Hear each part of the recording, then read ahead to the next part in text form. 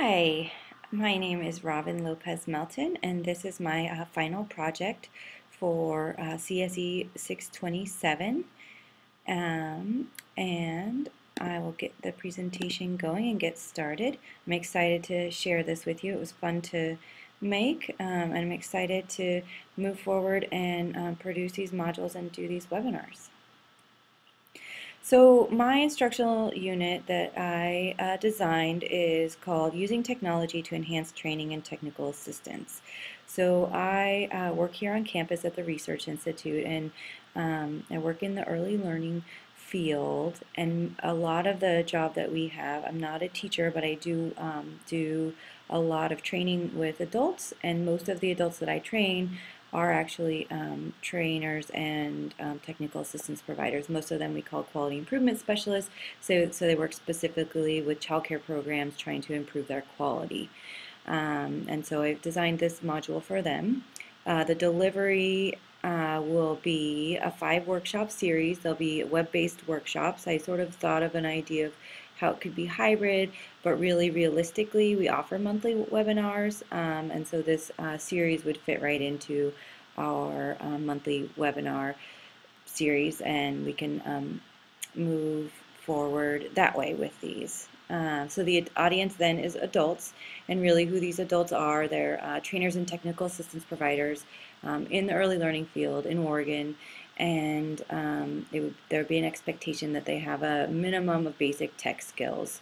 There's a wide variety of technology skills in our field, from very high-tech people to people who really barely know how to open up a computer, maybe don't have real access to email. And so this would really be designed for those people who have at least basic tech skills, sort of know their way around a computer, can do email, maybe have heard of some of social media sites, those kinds of things.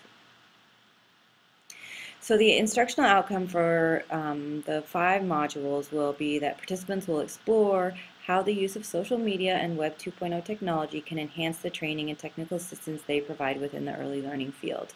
So technology is, like I said, there's a wide variety of abilities in technology, and also when you bring up technology, when you're talking about young children, there's lots and lots of different opinions.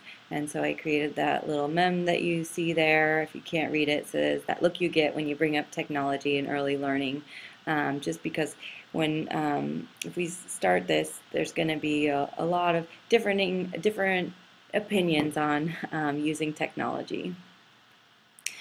So I started Module 1 with this idea of livening up presentations. I wanted to sort of start the series with something that was easy to grasp and sort of fun.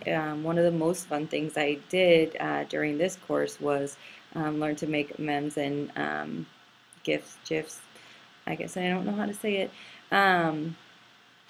And so sort of easing participants into the idea that these tools, they're not scary, they're easy, you can be creative, they can be fun. A lot of what we see in presentations now are people using old comics that they used, sort of back from the days of overheads and those kinds of things. And I think that memes sort of can provide that comic relief during presentations. So using these tools, this course would introduce them to these tools. I picked these 2 because I found them really easy to use and really customizable, and you don't have to already have an idea. The Make a Meme place, it just has a ton of pictures, and you can just kind of look at the pictures and come up with a meme on your own. And the other site, you can just pick something from YouTube and shorten it down and make a GIF, which is what you see that man in the corner. I just made him, since we're talking about presentation, he's doing a presentation over and over. So Module 2, connecting and documenting through technology. Participants will understand the uses of Pocket and Padlet for organizing resources and ideas. So this is sort of where we would push them a little bit further to think about how they can connect, start learning to connect, and start learning to, and give them a tool to sort of organize all of their ideas. I think Pocket's really useful. You can sort of organize all of your bookmarks, you can save things, and as you'll see as the modules go along further, they'll start looking at a lot of resources, and it's a great place to keep those resources in Pocket. Padlet will be something that will be used throughout the course starting in Module 2. I created this little Padlet, oh good, it worked, where I don't know if you've seen Padlet before, but people can just add ideas. Whoops, I clicked on the wrong one. But add ideas to the Padlet and share ideas through the class. So there'll be one that will, sorry, I'm going to go back to present.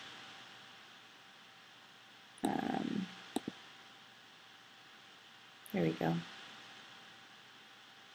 A Padlet for the class so that they can connect and share resources right there, just sort of in a really simple, easy way to do it. Resources and ideas. Padlet's really easy. You can organize them different ways and let people interact with each other on there. So moving forward, Module 3 gets a little bit deeper, engaging participants and seeking input through technology. This one will be a lot about using polls. So the easiest one that anybody can use sort of anywhere is Poll Everywhere. And I say anyone as in anyone who has access to smartphone or another way to get online. But through the webinar, we would practice the use of the polls anywhere. I would create a couple of polls to get them using it. And then the software that we use for our online meetings and webinars is Adobe Connect, and there's also a polling option on there. So I would kind of use that and compare and contrast and have them think of ideas of how they could use these polls.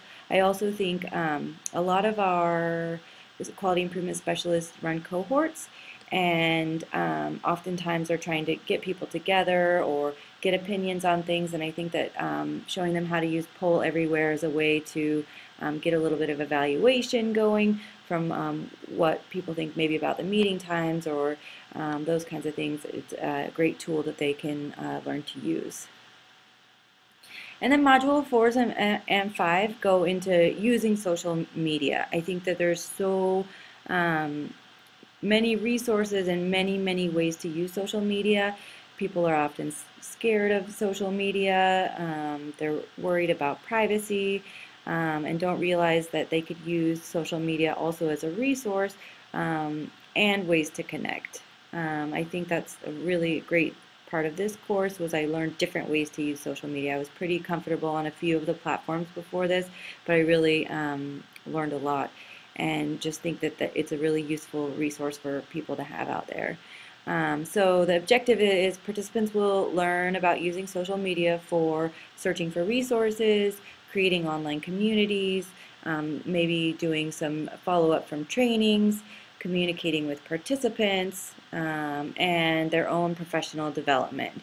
And the tools that I would cover in this one, YouTube, I would like to talk to, or would like to go into YouTube for looking for resources, ways to post videos and do add interesting pieces and interesting perspectives into different trainings.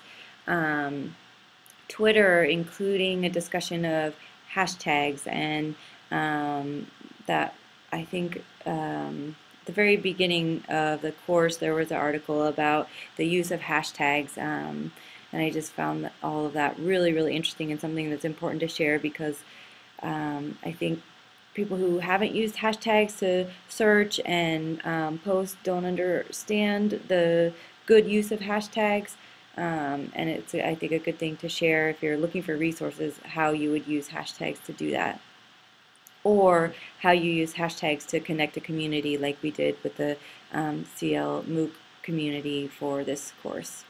Pinterest, I think there's a lot of resources for early learning providers on Pinterest, and sometimes it's a great place to get inspiration for ways to rearrange classrooms and those kinds of things. So introducing them to Pinterest as a place to go for inspiration. I'm going to move down to Facebook. Facebook could be used as follow-up for training, as getting people together, as if there's a series like this one with 5 different modules, you can get people talking in between. It's a fairly widely used platform where most people would already have an account that they could just use and not have to create something. So exploring Facebook in that way. And then I think MOOCs are really interesting and useful, and I found this MOOC list that you can search for different MOOCs, and there are MOOCs that are going on about early learning and early childhood development, those kinds of things. So looking through those and introducing them to the idea of what a MOOC is and how they could use it sort of for their own ongoing professional development, or to suggest it to maybe people who don't have access often to professional development. I'm going to go back to my...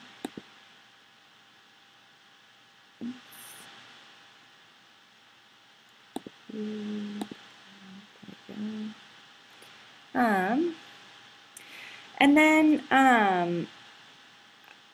so I think modeling, and that's part of this whole course would be modeling using these skills as I was going through each module.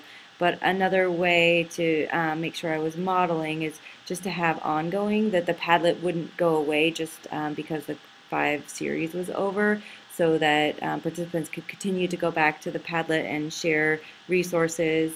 And then just a suggestion from the group if they wanted some ongoing connection and resource sharing places like Facebook, maybe some hosting ongoing Twitter chats, or creating a group hashtag so that people could search for resources and share resources that way. Sort of emergent ideas that might come out of the group, I think would be ongoing for this course.